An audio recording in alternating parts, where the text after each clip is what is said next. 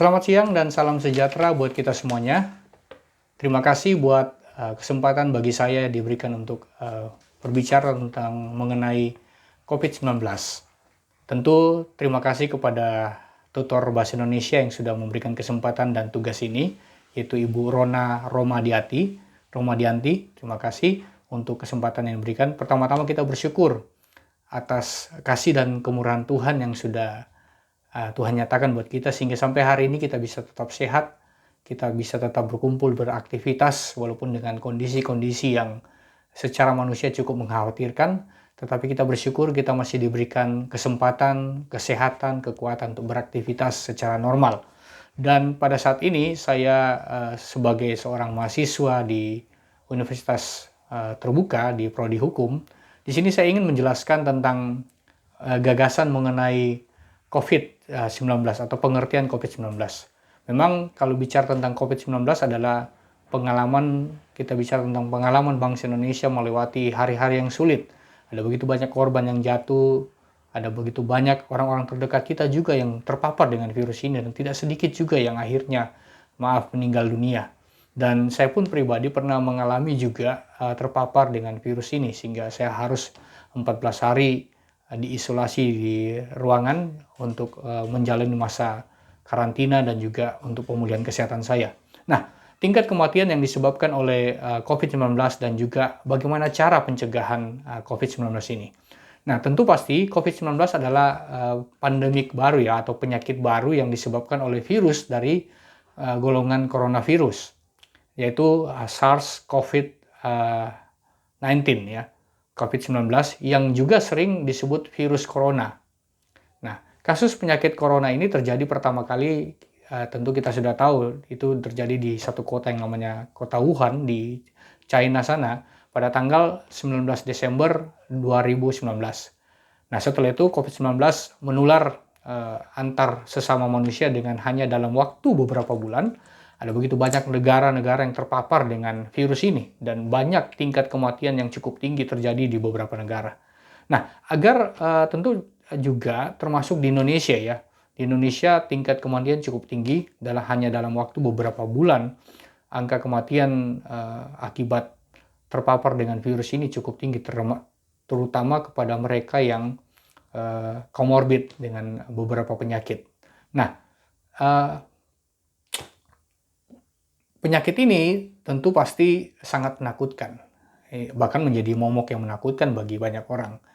Dan juga setelah COVID-19 menular antar sesama manusia dengan cepat dan menyebar ke seluruh dunia, terutama di Indonesia, hanya dalam waktu beberapa bulan. Nah, agar kita tidak mengalami ataupun juga agar tidak menyebar luas corona ini, di beberapa negara diberlakukanlah kebijakan-kebijakan pemerintah, termasuk lockdown, menutup semua pintu akses masuk dari luar untuk menjaga keamanan stabilitas kesehatan dari warga negara tersebut.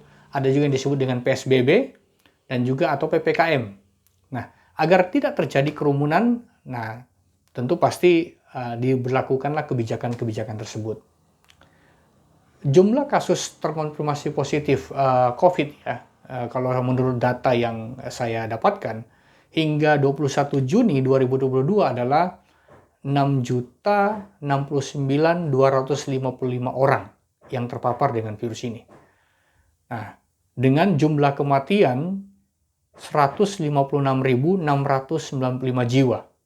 Nah, tingkat kematian yang disebabkan oleh COVID-19 di Indonesia sekitar 2,6%. Sedangkan jumlah orang yang terinfeksi COVID-19 yang kemudian sembuh terus bertambah, yaitu menjadi 5.903.461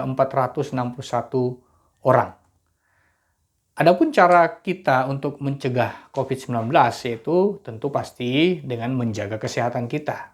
Pola hidup yang sehat sangat membantu sekali untuk kita yang mungkin terpapar COVID ataupun juga bagi Anda yang mungkin mencegah. Nah, adapun beberapa cara untuk mencegah COVID-19 bisa masuk ke dalam tubuh kita, yaitu dengan menggunakan masker tentunya.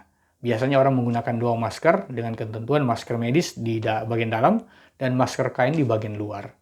Saat keluar rumah tentunya. maupun juga di dalam ruangan-ruangan tertutup tertentu dalam sebuah acara, mungkin kita wajib untuk menggunakan masker. Yang kedua itu rajinlah mencuci tangan dengan air yang mengalir. Nah, dan hindari kontak dengan orang yang menunjukkan gejala mirip yang sakit flu, batuk, ataupun juga mirip-mirip dengan mereka yang terpapar dengan COVID-19. Jangan menyentuh area wajah ketika kalian baru datang dari luar, ataupun juga sebelum mencuci tangan. Jadi jangan pernah menyentuh wajah atau hidung kita atau mulut kita dengan tangan kita sebelum kita mencuci tangan dengan bersih. Jangan menggunakan piring, gelas, atau barang-barang pribadi secara bergantian. Kalau bisa, masing-masing memiliki barang pribadi tersebut. Dan saat bepergian, tetaplah menjaga jarak 1 meter dari orang lain. Dan jangan lupa, bekali diri kalian dengan hand sanitizer. Memang cara itu sangat simpel, tapi jarang orang melakukan itu. Tapi mari kita mulai budayakan hidup sehat, dan mulailah kita menjaga kesehatan kita supaya kita tetap sehat, keluarga kita tetap sehat, dan kita tetap bisa menjalani aktivitas kita dalam setiap kegiatan-kegiatan kita. Kita berdoa supaya semoga Indonesia semakin bangkit, pulih dari masa-masa pandemik ini, sehingga Indonesia akan tetap menjadi Indonesia yang sehat, dan warganya juga sehat, dan tentu aktivitas dan kegiatan-kegiatan akan menjadi new normal, dan kita semakin efektif dalam aktivitas kita. Terima kasih buat perhatian Bapak Ibu Saudara yang mendengarkan paparan saya ini. Semoga ini boleh memperlengkapi kita dan juga menambah wawasan kita tentang COVID-19. Akhir kata, saya Hendra Kusuma undur diri. Terima kasih. Salam sejahtera buat kita semuanya.